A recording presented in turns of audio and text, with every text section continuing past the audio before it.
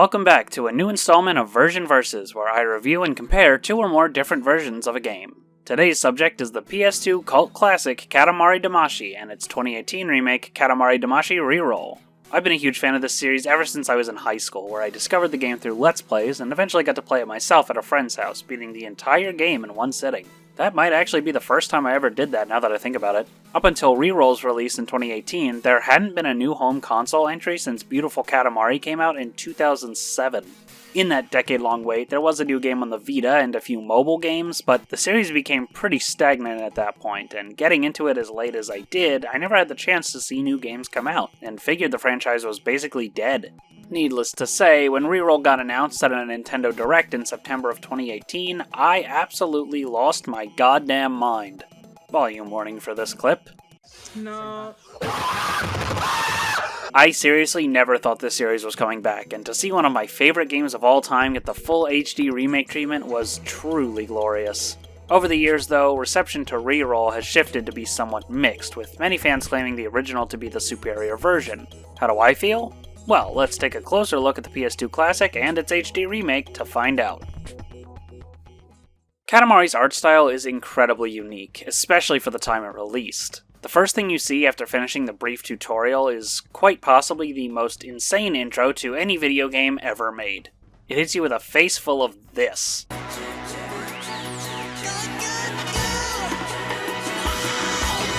I absolutely love this, it's so silly, and the artwork is really charming. Things only go up from here as we get into the game proper though. Katamari is a pretty big game, with tons of objects littered around the environments and rolling around the Katamari itself, all with their own models, textures, collision, physics, etc. You'd be hard-pressed to get a game this ambitious running well on the PlayStation 2 with fancy models and lighting and whatnot, so the developers smartly opted for a simplistic, low-poly art style that helps keep the performance up. Objects are made up of lots of straight lines and sharp edges, even people look like they're straight out of Minecraft. Textures are all very colorful, but flat with no shading at all. Aside from just being an artistic choice that the game's director, Keita Takahashi, seems to really like, it also helps blend things in better with the flatter lighting. The game has basically no lighting effects at all, which, while it does lead to a lot of environments looking samey, works fine enough, and probably helped the performance a lot. Speaking of which, despite all the concessions made for the sake of performance, Katamari still runs at 448i 30 FPS. Yeah, even though the game looks like it could be damn near running on a PS1, there's no progressive scan option, no widescreen option, and no 60 FPS. Usually PS2 games can manage one or maybe two of those three things, but rarely do I see a game that boasts none of them. These don't really kill the game's art style for me, I still love how it looks, and that owes a lot to the unique art style, but the performance is very lacking, even by PS2 standards. All that said, I still have so much praise to give for this game's visuals. This game is absolutely brimming with creativity. First off, the character designs. I absolutely love the king, queen, and prince, and especially the cousins. They're so silly and adorable, and they just put a big smile on my face. How can you not love these guys? My favorite is Johnson. Look at this silly dude. Environments are filled to the brim with weird shit spread out all over the place, with lots of opportunities for funny scenarios. Seriously, I don't know how they came up with some of this shit. There's a bird carrying around a cat, these girls trying to photocopy flowers and melons, a pigeon in a boot with a jar on its head. I could go on forever listing all the wacky object placements. When you get to the optional levels, things get even crazier since they're all based around different gimmicks. Corona Borealis has a bunch of little dudes gathered around a crowned king, like these cats, these dogs, these teddy bears. Ursa Major has people watching a polar bear concert. And Taurus has cow print plastered on just about everything, like umbrellas, traffic cones, and vending machines. It also hides a special strawberry cow. I could keep going, but you get the point. Every level is teeming with unique objects placed in silly and memorable ways. It makes these places feel alive, especially given just how much of it is based around Japanese culture. All the while, the Katamari is indifferent to this life and rolls up everything it can indiscriminately. I think that's what makes all of this so funny to me. You have all these maps that were so carefully put together with as much charm as could fit, and you just roll it all up without a care in the world. Overall, the PS2 version displays a well of charm and creativity through its visuals that, despite the performance being underwhelming given the simplistic art style, still manages to be a strong suit working in the game's favor. So how about the remake then? Given that jump from PS2 to Switch, PS4, and Xbox One, one might expect a hefty jump in visuals and performance, and one would be half right. So the biggest and most obvious difference is the resolution. No longer are we stuck with the PS2's interlaced video output that only really looks good on a CRT. Now we have HD visuals and proper widescreen support. I'm playing on PC, where I can get up to 4K native resolution, and this jump is absolutely wonderful. The only issue I can really levy at the PS2 version's art style is that as your Katamari grows in size, smaller objects become harder and harder to see and distinguish with the low resolution. It's a technical limitation of the hardware, I know, but it can actively hamper your gameplay in Ursa Major and Taurus. In Reroll, everything is very clearly defined, and I have never had any issues with seeing objects or not knowing what I'm looking at, all thanks to that higher resolution. 2 points for Reroll for the higher resolution and widescreen. Those are pretty much the only improvements when it comes to the visuals though. Most everything else is damn near identical to where you'd be forgiven for thinking this was just a straight emulation of the PS2 game. It's not, it's a full remake made in Unity, but visually speaking, there's not much to tell the difference. The colors are a little bit more vibrant in Reroll, but not so much as to make it look oversaturated in my opinion, which is a small change that I do like. Not quite big enough for a point, but it's there. There's no new lighting effects, the textures are almost all remade 1-to-1 at a higher resolution, animations and visual effects all look the same, etc. On the one hand, Katamari Damacy has a very unique art style, and adding a bunch of fancy lighting and textures could really clash with that original vision, so I respect their decision to stay as true to that vision as possible. But for a 2018 release, it does look a little behind the times. The only other visual change worth mentioning is that the cousins got remodeled and are a lot less expressive and animated in the remake, losing their facial expressions and posing, but they only show up in levels after you beat the game, so I don't even have any footage of this for either version. Frankly, it's such a small detail that I can't bring myself to care that much, but at the same time, was it really that hard to at least pose them like they were in the original? I could forgive all of that in a heartbeat though, if they had just done one little thing. One teeny tiny thing. Like I said before, the PS2 version runs at 30 FPS, and this was the easiest thing to improve on in the remake. They could have bumped it up to 60 for a free slam dunk, but they didn't. Well, sort of. Funny enough, when I first played this remake back when it came out in 2018, I didn't have my fancy gaming computer that I have now, so I played the game on Switch. To be frank, I didn't even notice the 30 FPS because it still felt really smooth, much like the original in fact. For the review, however, I'm playing the PC version, which, for some reason, runs certain things at 60 FPS. The actual gameplay, like you pushing the Katamari and objects moving around, that all runs at 30 FPS, but most animations, menus, HUD elements, and text boxes run at 60. Here's a good example. When you switch planets in the hub, the animation of the prince flying between the planets is 60 FPS, and this glowing effect that circles the Earth is 60 FPS, but moving the prince around the Earth is 30. Objects that spin around will animate at 60 FPS, but objects that move around will do so at 30. Your Katamari moves around the environment at 30 FPS, but the close-up of the prince on the bottom right corner runs at 60 FPS. By the way, the prince's face in this corner has been made a lot more emotionally expressive in the remake. He kinda looked like a little gremlin in the original PS2 version, so this is a welcome change. Anyway, over on the Switch version, everything is 30. From gameplays to menus to animations, it's all consistent and looks smoother as a result. The PS4 and Xbox One ports, which came out 2 years later, also run everything at a consistent 30 FPS, but the PC version has this weird 60 FPS animations thing going on. What's even stranger about this is that the PC version actually released on the same day as the Switch version, and it's been like this on PC since day one. I went and checked a bunch of different gameplay videos from YouTube and even got some footage of my own Switch copy to check. My guess is that when making the PC version, they wanted to bump the frame rate up to 60 and had started working on that, but then realized that a lot of gameplay elements like the physics and the timer are tied to the frame rate, and so they figured it wasn't worth the effort of rewriting all of that. I even looked into modding the game to run at 60 FPS, which involved changing a bunch of hex addresses, but since the physics and timer are tied to frame rate, it just made the game run at double speed, which makes it practically unplayable. Anyway, this weird quirk that the PC version has is super distracting. Every time something would run at 60 FPS, I would notice, only for it to go back to 30 when I'm actually playing the game, and it makes it feel chunky and awkward. In that regard, I'd say the PS2 version is actually better since it runs at a consistent 30 FPS, but then again, so do all the console versions of the remake, so I don't think that would be a fair knock against the remake for an issue with just one version of it. The funny thing is that all of this could have been avoided had they not made the decision to tie the physics to the frame rate in the first place. Then they could have easily made the PC, PS4, and Xbox versions run at 60. To be honest, with better optimization, the Switch should really be able to handle Katamari at 60 FPS too, but whatever. Overall, the remake's visuals are just okay. The increase in resolution and added widescreen are greatly appreciated, but everything else is so similar to the original that there's hardly much of a difference. While I am glad that the charm of the original is still mostly intact here in Reroll, I still can't help but feel that they could have done better, especially in regards to the frame rate. Moving on to the music, you already know where this is going. Katamari Damacy's soundtrack is legendary, one of the greatest in video game history. While later games in the series would follow suit and offer bangers of their own, this first game still has my favorite soundtrack in the series, second only to maybe Touch My Katamari. Maybe. Every song in this game is absolutely fantastic, and I've been wanting to write about it for ages, so this is going to be really cathartic for me. The core of Katamari's soundtrack is Japanese vocal themes, with almost every song in the game having vocals of some kind, and only 2 of those songs being English. Let's start with Que Sera Sera, actually, because this is one of my favorites. The most prevalent genre in the series is definitely jazz. This song has some excellent piano, accented by the xylophone with this bouncy bass in the background.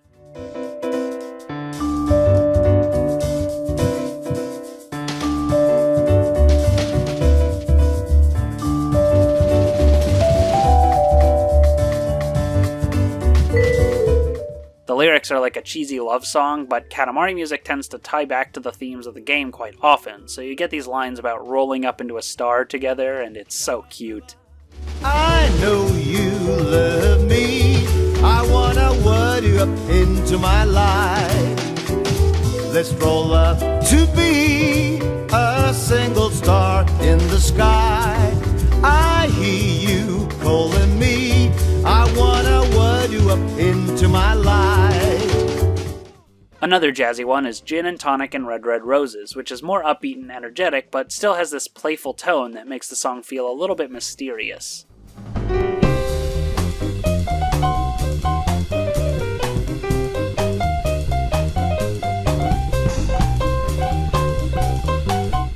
The vocal performance in this one is really cool too, with the singer singing in an almost childish tone that adds to that playful nature.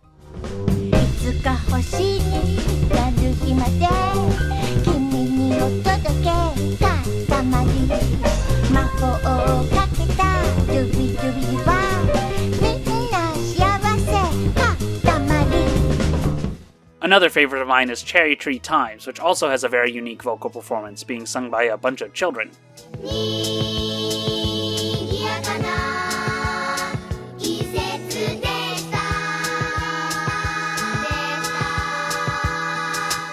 It's a really simple song, but the acoustic guitar drives it along really well, and the strings are absolutely beautiful, especially at the ending.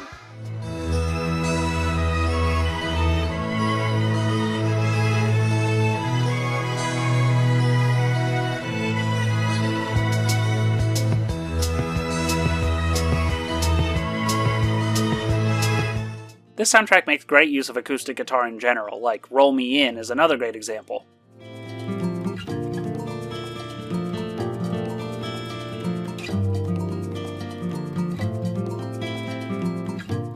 And oh man, when the sax kicks in this song, it genuinely gives me chills. It's amazing.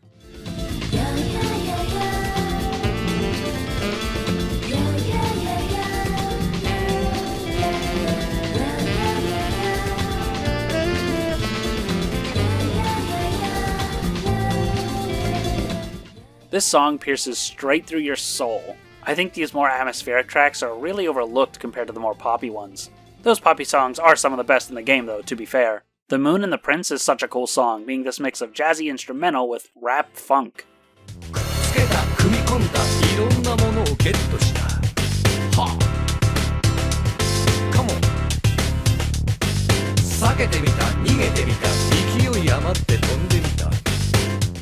The instrumental might be a little repetitive, but I honestly don't care, it's such a bop. Plus, the song has the best record scratch breakdown I've ever heard in my life.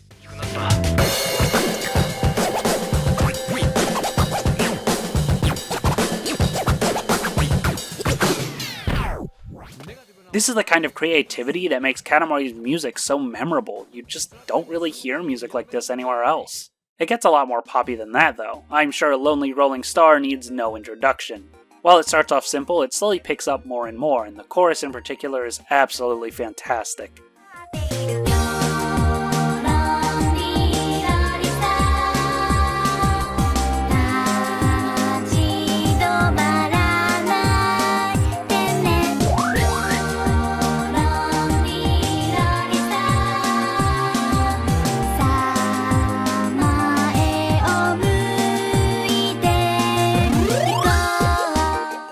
song has a really strong emotional core to it. Even with me not understanding the language it's sung in, I can still feel the song's tone through the instrumental. It's simultaneously upbeat and, well, lonely. It's incredibly bittersweet.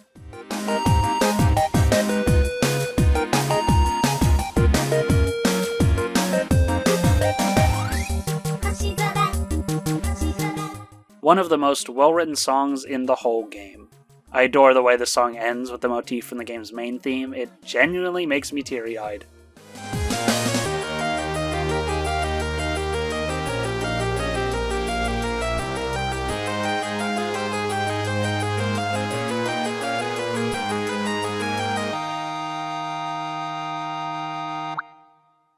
Speaking of which, oh my god, Katamari on the Rocks. Talk about a fucking banger. This song's got everything. The blaring trumpets, that crazy percussion, awesome breakdowns in the verses, excellent backing vocals, and quite possibly the best vocal performance on the whole soundtrack, second only to the ending theme.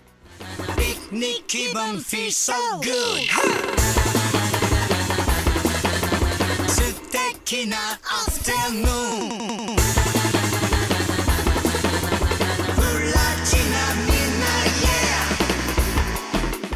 This song is the definition of fun. Such excellent use of building up tension and then releasing the most awesome shit you've ever heard. It's great. It's my way. It's my way.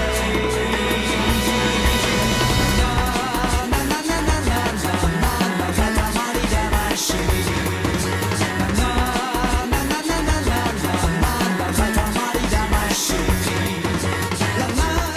When you beat the final stage of the game, you get to play one last minigame rolling up every country in the world, while Katamari of Love plays in the background, and this is one of my favorite credits themes in any video game.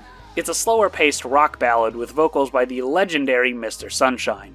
This guy is responsible for many of the best songs in the franchise, giving his absolute all every single time.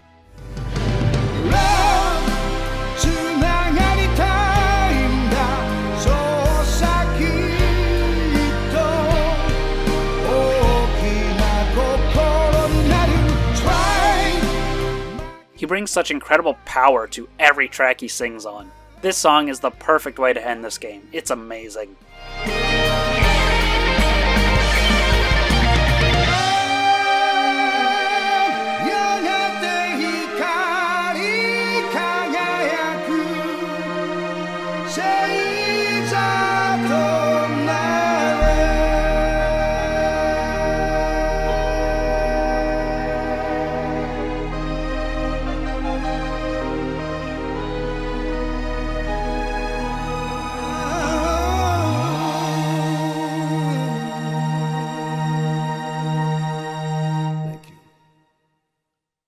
Now, for all the positives I have to say about the music, it's not perfect. There are a few forgettable songs like Wanda Wanda, You Are Smart, and Angel Gifts. They're not bad, far from it. In fact, they fit the game quite well, but they're just not the kind of music I would put on a playlist or anything, while everything else I've mentioned absolutely is. Hell, even the menu themes are unique and memorable. Fugue 7777 is one of my favorites, being the song that plays when the king talks to you about a level before you go play it.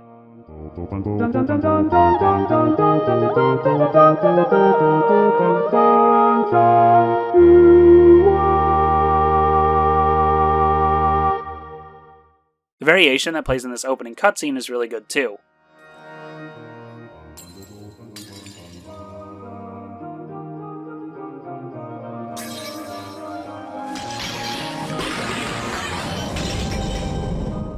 One of the best aspects of this game's soundtrack is its length. Every song is like 5 to 6 minutes long, which is really nice when the levels go on for 10 plus minutes. Even then, every other loop of the song, the game will switch between a vocal and instrumental version of the track, so it'll never get too repetitive, even in the longer levels.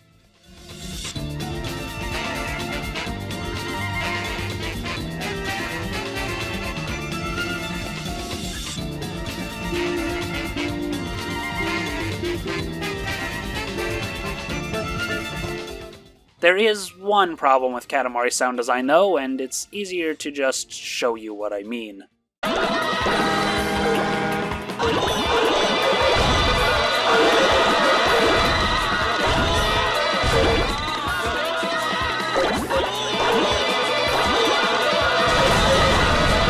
Yeah, the sound effects have a tendency to get really loud, and in the later levels it can get really annoying. Thankfully, you can just turn down the sound effect volume, but I didn't think to do this until my reroll playthrough.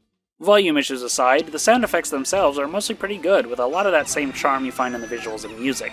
Most items just have a generic sound effect when you pick them up, but lots of items will have a unique extra sound effect that gives some personality to the items. This is most common in living creatures: dogs, cats, bears, seals, and of course, all different kinds of people. Usually they'll just scream, but some of them have silly voice lines, like the towel guy who has this fruity sound effect that always makes me laugh. You'll also hear unique sound effects on certain inanimate objects too, though, like phones ringing or these welcome mats talking to you.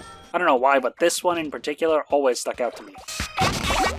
The music and sound design of Katamari Damacy is absolutely incredible, with one of the best soundtracks in gaming and charming sound effects that breathe life into an already densely populated world.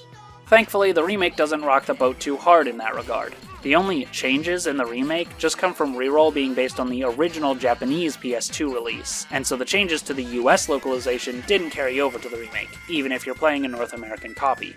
That means that certain objects' sound effects that were dubbed in English for the US PS2 release have reverted back to their original Japanese dubs, as well as a couple of song changes. Specifically, You Are Smart now plays in Megastar 1 instead of the US PS2 version's choice of Wanda Wanda. Personally, I much prefer Wanda Wanda for this level since You Are Smart already plays in Megastar 5, and the only other place Wanda Wanda plays is the results screen for the multiplayer mode. I don't see why they couldn't have reused the localized sound effects and song choices for the North American copies of the game, but it's not a big deal regardless. Technically, if you're a Japanese player, these aren't even changes at all. The remake is identical to the original in this regard, so I'm not sure if it's really fair to give the PS2 version any points for this. Either way, it's not a big enough deal to warrant any points regardless, but it's still a bit of a weird choice. The only actually new change related to the audio on Reroll is the addition of a previously unused early demo version of Katamari on the Rocks, which existed in the PS2 version's files but never played in the game itself. In the remake, this plays in the Reroll credits, accessible in the movie viewer that unlocks when you beat the game. For some reason though, they didn't add this demo version of Katamari on the Rocks to the sound test, despite it being used in-game now. There is one other audio-related change in the remake, but I'll be discussing that shortly. For now, let's move on to the story. Katamari's story is just as ridiculous as its premise, as silly as its music, and as charming as its art style. It's a perfect match. You play as the Prince of All Cosmos. Shortly after teaching you how to roll a Katamari, your father, the King of All Cosmos, accidentally destroys every star in the sky and even the moon in a drunken stupor. He then tasks you with rolling up Katamaris to make new stars to repopulate the sky and eventually remake the moon. Meanwhile, there's this B-plot going on with these two kids who find out about the stars disappearing from the sky, but their mom doesn't believe them, and they go to visit their dad, who's an astronaut. While these don't really add much to the story at all, they're just the right amount of weird and charming for me to love them. It's just a cute little intermission between main levels. It does provide a little bit of an outside perspective to show just how wacky the whole concept is, but the single joke of the kids seeing something wacky and the mom not believing them gets a little stale by the end. Except for this one. This one's hilarious.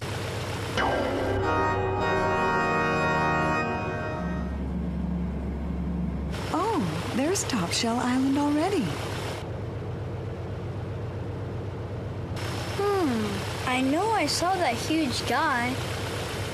It pays off pretty well at the end, where the family ends up on the moon after getting rolled up by the Katamari, and they just casually discuss this as if it's a normal day for them. This scene in particular really benefits from the voice acting, which is so dry and straightforward that it enhances the juxtaposition of the casual reaction to the ridiculous scenario. Wow, we all got rolled into the Katamari and now we're on a lunar family vacation. The stars sure are pretty. Ha ha ha ha ha ha. That brings me to Reroll's biggest disappointment, in my opinion. Like I said earlier, the remake is based on the original Japanese PS2 release, so previously dubbed audio has been undubbed, and now uses the Japanese sound effects. This also includes all of the voice-acted cutscenes.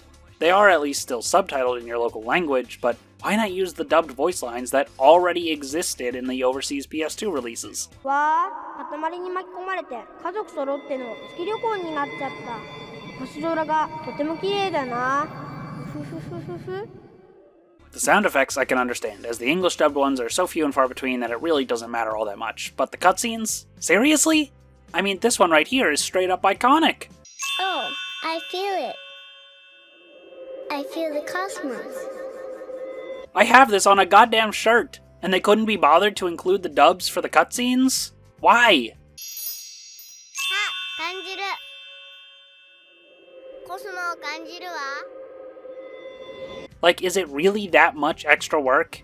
There aren't any new cutscenes that they'd have to hire new actors for or anything like that. It's really as simple as taking the voice lines from the North American release and plopping them into the cutscenes, same as the US PS2 version. They could have even added a toggle in the menu for the voiceover language. This is a common thing for games to have now, so the fact that not only is there no option present, but the English dub has been removed entirely, no matter what region you're from, is just ridiculous. Thankfully, if you're playing on PC, there is a mod to restore the English cutscenes, and I'll definitely be playing this with the mod on from now on. I know I saw that huge guy. I'll have a link to the Steam forum where I found this working link for the mod down in the description. Still, the existence of a mod to fix it doesn't exonerate the remake for this omission. It helps, sure, but if you're playing on console, this mod isn't going to be an option for you. That said, I'm giving the PS2 version 2 points for having a proper English dub. Unfortunately, as far as I can tell, there's no mod for Reroll to bring back the English dubbed sound effects or to replace Makastar 1's music with Wanda Wanda as it was in the US PS2 version, but those are small differences that I can live with, certainly more so than undubbing all the cutscenes. Again, I understand all this only affects English-speaking players, but that is a sizable chunk of the player base, and ignoring them in the localization for basically no reason at all when the hard work of translating and dubbing the dialogue was already done almost 15 years prior makes no sense. Aside from removing the English dub, the only other changes to the cutscenes and Reroll are the new presentation. Since they were letterboxed in the original PS2 version, they've just been expanded to take up the full 16:9 screen space. Honestly, the higher resolution isn't really doing these cutscenes any favors. The added detail just kind of makes them look a little smeary, almost like one of those AI image upscalers. Again, not a big deal, but it's worth mentioning. Anyway, let's move on to a simpler topic: the dialogue. The way the king talks is just hilarious. He refers to himself using the royal we and speaks with this very strange vocabulary. You really get the sense that the king is absolutely full of himself. He even makes you sit there and listen to the dialogue at the start of every stage, locking your controls until he's done talking. You can skip all of his dialogue with the start button though, with one exception. In stages, the king will sometimes interrupt you with some dialogue right smack dab in the middle of the screen, which is super distracting. Later games let you advance this dialogue with the X button to get it away faster, but not here in the original. I like the in-level dialogue. A lot of it's really silly, especially when they add in special dialogue that triggers when you pick up certain objects, like the king saying strike when you grab all the bowling pins down here, or the banana dialogue boxes.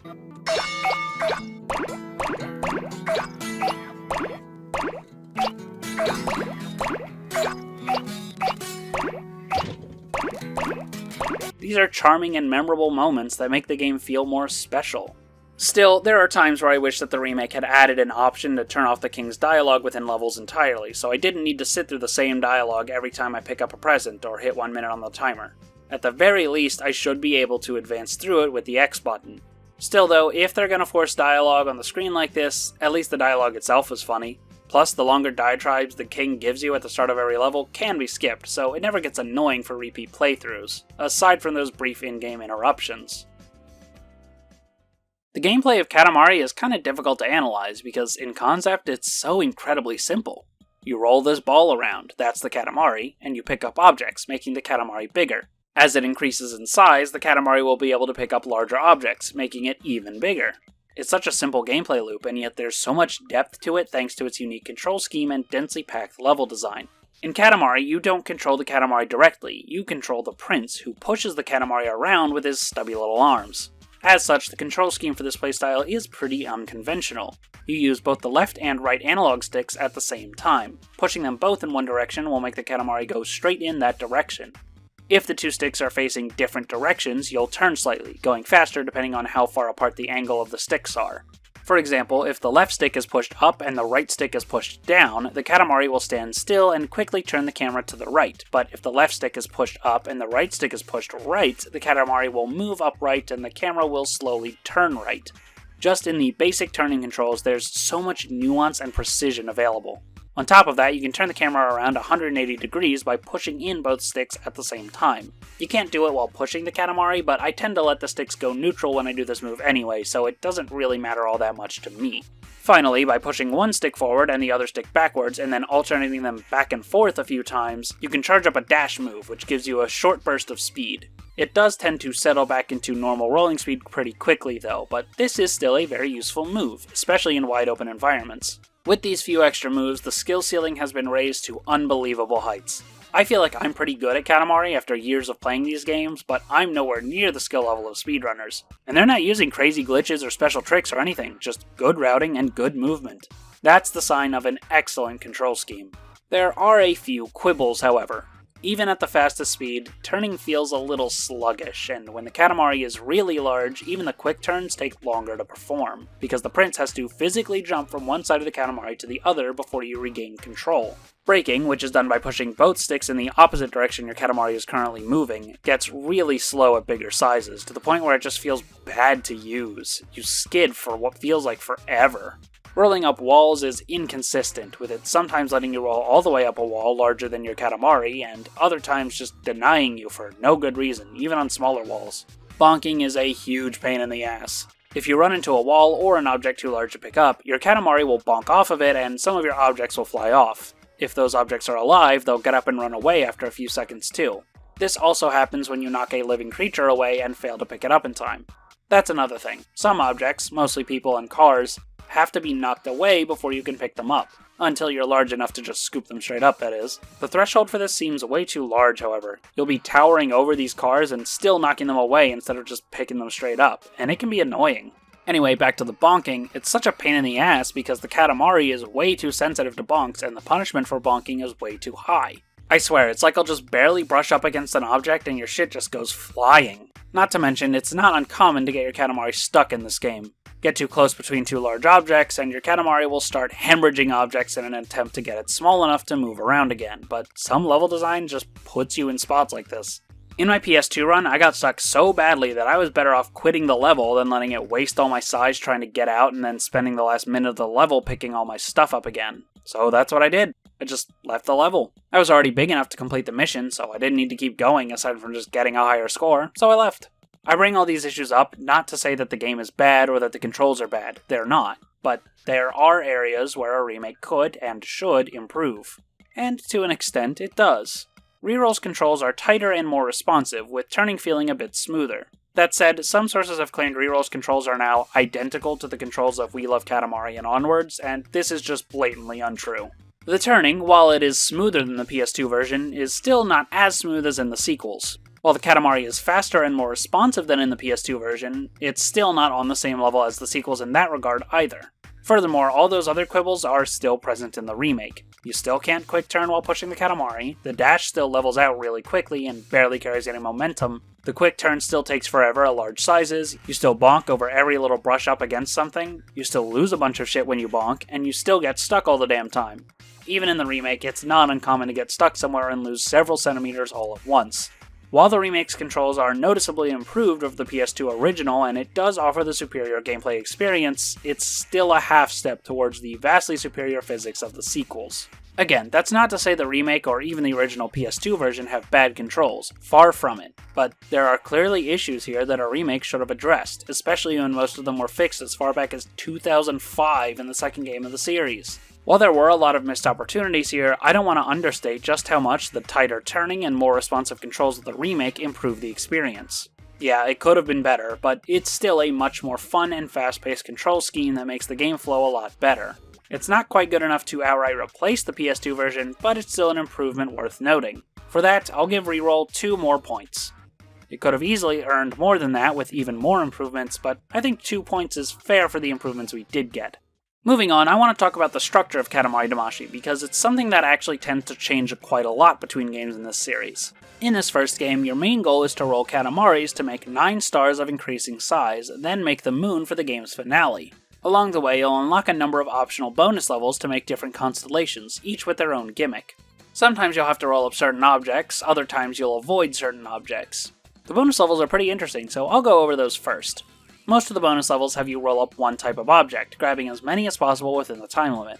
Pisces sees you rolling up fish, you roll up crowns for Corona Borealis, Cancer is crabs, and Virgo makes you roll up ladies.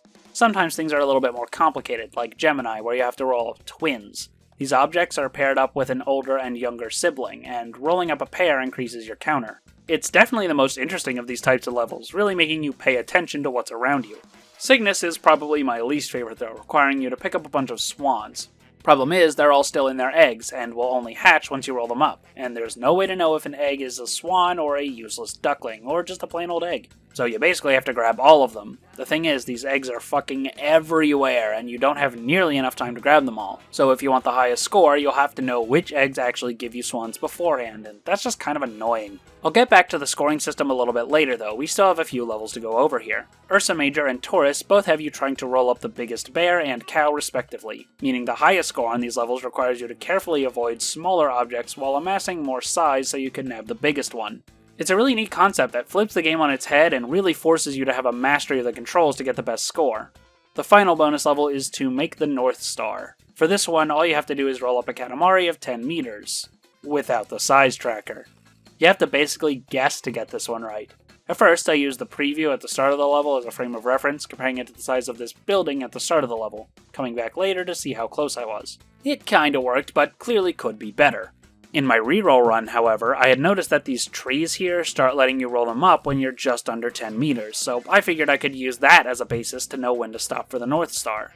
This worked out better, but it turns out the threshold for picking them up is a little smaller than I thought, so I was still a whole meter shy. This is a really fun level, and easily the most unique one in the game. I love it. While I do like these bonus levels, especially the more standout ones, the majority are all just kind of the same idea repeated over and over.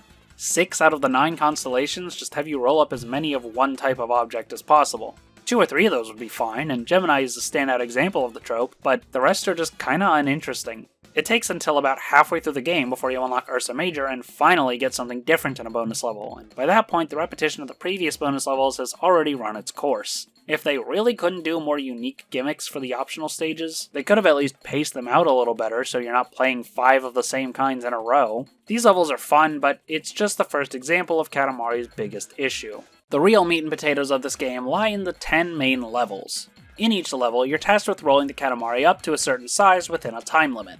If you reach the goal size before the time limit is up, you can either exit the stage from the pause menu to continue the campaign, or keep rolling for a high score. Most levels will have multiple areas to explore before you hit the goal size, with size requirements gating off other areas. When your Katamari is big enough to pass one of these gates, there will be a short cutscene showing you where the gate is, which is pretty helpful if you haven't quite memorized the stage layouts yet. That won't take long though, since between the 10 main stages and all the bonus stages, you'll be playing the same levels quite a lot. On one hand, in the context of the main campaign, I think the interconnected map is what makes the gameplay of Katamari feel so special.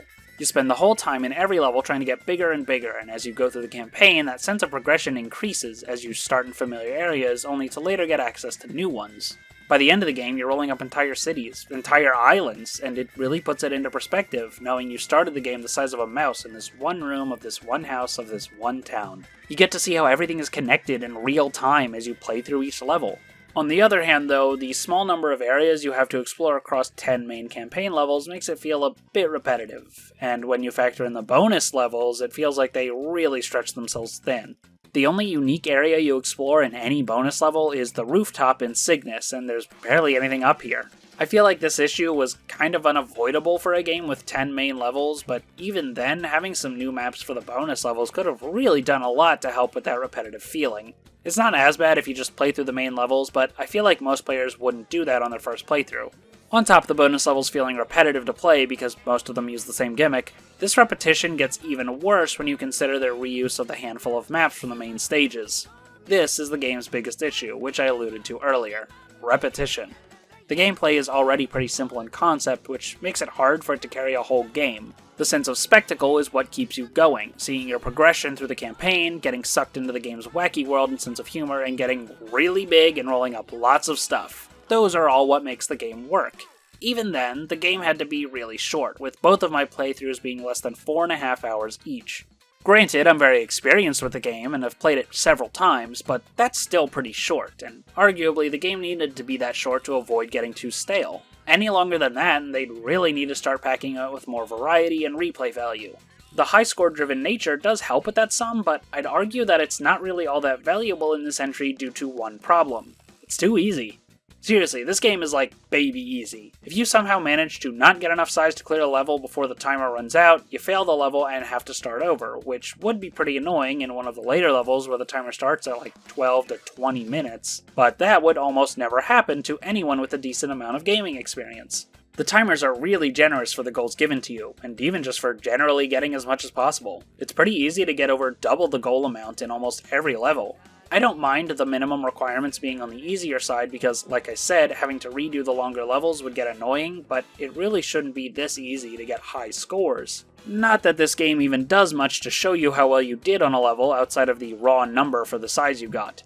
There is a sort of ranking system, but the only indication of it is the king's dialogue when you finish the level. If he says something like, "We are moved to tears, this is a beautiful Katamari," or whatever, then you got the best rank. Neither the level select screen nor the constellation viewer show you your ranking for main stages though. The optional levels are a little better about this, since better ranks will make more of the stars glow, and you can see this from the constellation viewer. This screen will also let you see the comets for each level you achieve one in. These are awarded for clearing the goal quickly. Think of it as like a time trial, and the comets are a sort of medal for them. These are a much better challenge, but even then I find them a little too easy for my liking. In my reroll run for this video, I had gotten them on almost every level first try. So the game suffers from some pretty bad repetition due to the samey bonus levels and a few reused maps across 10 main campaign stages and 9 bonus stages, with the high score system failing to offer much of replay value to help the game's short length due to the poorly communicated ranking system. Does the remake do anything to address any of this? Well, I'd hardly expect brand new level design. Some new bonus levels that mix things up a bit would be nice, but I didn't exactly go into this remake expecting any substantial new content, so no surprise there. They could have made the ranking system more clear, with indicators for your rank on each level visible from either the level select screen or the constellation viewer, but no dice. They could have, at the very least, nerfed some of the level timers to make the game more challenging in line with the sequels, but no, they actually made them even longer. Only 5 of the game's 19 levels had their timers left intact, while the rest of them increased by 1 or even 2 minutes in some cases. I'm gonna be honest, not only was this change completely unnecessary, I honestly think it actually makes the game worse. The satisfaction of getting a high score completely disappears when the game is so easy that you can get the highest rank for almost every level on your first try. And yeah, that's exactly what happened in my reroll playthrough. Again, I am experienced with this game, and sure, playing it twice back to back like this probably helps, but to be frank, even in the PS2 version, I don't really care for going for high scores. If I've got a Katamari itch, I would much sooner just replay the campaign in an afternoon than go back to a finished file and go for high scores and speed comets, since they're all so easy, and in the remake that goes double. 1 point for the PS2 version. Unfortunately, that's all I have to say about Reroll in this regard. None of these gameplay issues were adequately addressed. No new level design isn't much of a surprise, but they couldn't even change the order of the bonus levels to pace them out a little better. No one would have cared if they moved Ursa Major and Taurus to earlier in the game, and it would have been better for it, but no. They could have better indicated the game's ranking system in some way to better incentivize the high score gameplay, but it was left completely unchanged from the PS2 original. Sure, technically they addressed the game's short length by increasing the timers to make it a whole 16 minutes longer, but frankly that only serves to pad the game out and take away from the high score system by making the highest ranks even easier to obtain. Was it really asking too much for the developers of this remake to reevaluate the design of the original and make some changes? They managed to do this back in 2005 when making the game's sequel, and it's a better game for it. This remake could have learned from those sequels and changed things where there were improvements to be made, but unfortunately, the superior design of later Katamari games was ignored in favor of being overly faithful to a fault. Oh, but it doesn't stop there. Let's talk about completion. Besides high score ranks and speed comets, the game's main completion aspect is the collectibles, namely the presents, as the cousins just aren't a thing in this game. You can find them in every stage after you finish the game, but no, you cannot collect and play as them, at least not in the single player stuff. While the cousins can be played in the multiplayer mode, they don't need to be unlocked, so this doesn't actually do anything for completion. Each stage has one present hidden in it, except for Megastar 1, Gemini, Cancer, and Pisces, which don't have a present in them for some reason. Every present you get unlocks a cute little outfit you can wear, but you're only able to wear one at a time, even if they're worn on different parts of the body. These are a really cute addition that offer a nice spike in engagement when you find and grab one, but collecting them all can be a little annoying. The game doesn't tell you which levels do and do not have a present, nor if you've collected the present in any given level. The only way to know what you're missing and where to find it is to go to your present collection, scroll through all the ones you've already got, and then go look up a guide comparing what you have to what's on the guide. Frankly, this is just too much work and not really worth the effort. If the game can't have the decency to at least put a little icon showing whether or not I got the present already in the level select, I'm not gonna bother running around aimlessly looking for them, especially when some stages just don't have one at all. Considering how well the game tracks its other main collectible, this is a pretty shocking omission, and one that Reroll really should have fixed. Once again, superior design from sequels as early as 2005 is ignored in this 2018 remake. And while we're at it, they could have made 4 more outfits so they could hide new presents in the levels that were missing one in the original, but of course they didn't do that either. Still though, the presents are cool when you do find them, just not really worth going out of your way for all of them. The main collectible though is, well, everything.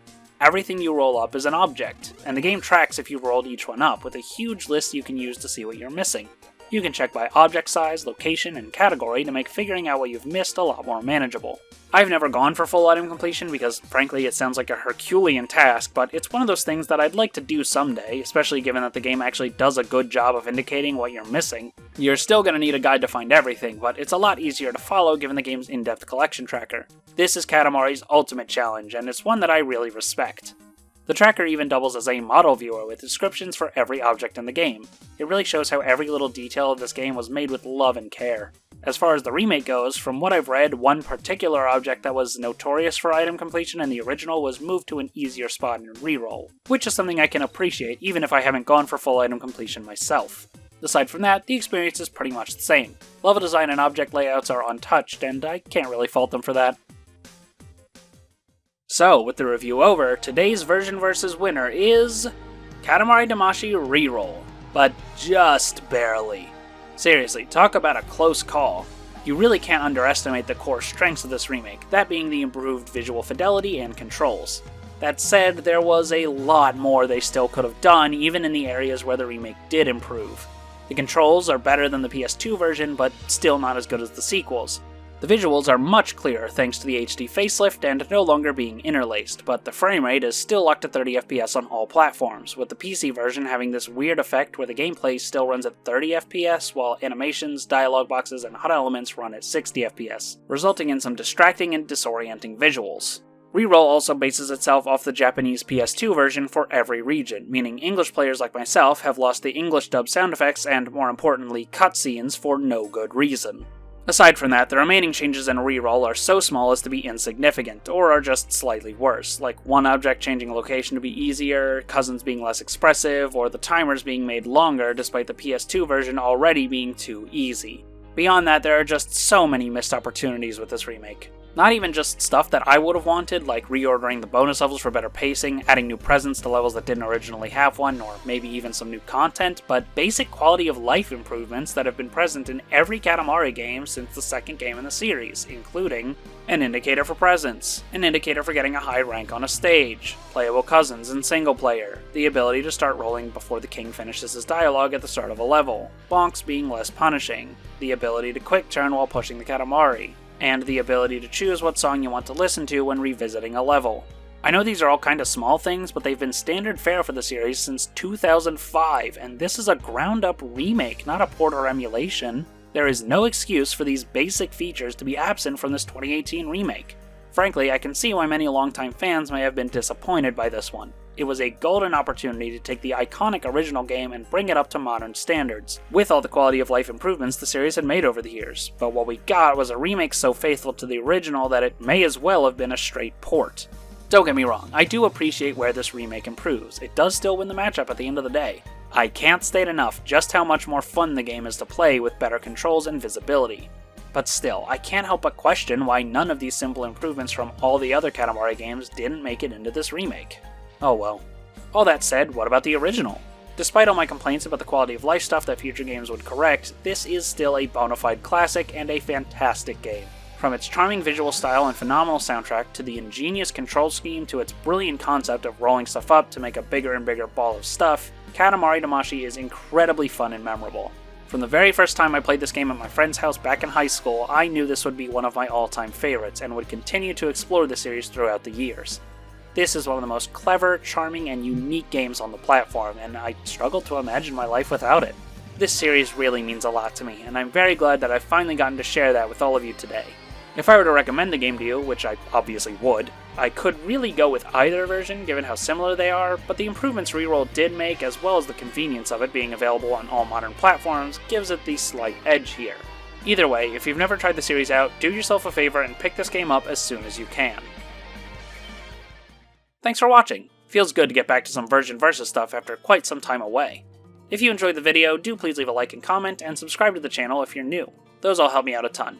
If you'd like to support me more directly, you can donate to my Patreon, link in the description. Special thanks to my current patrons here on the screen. I'll see you all next time for another episode of Virgin Versus tackling this game's sequel and its recently released remake, We Love Katamari and We Love Katamari Reroll plus Royal Reverie. See you next time!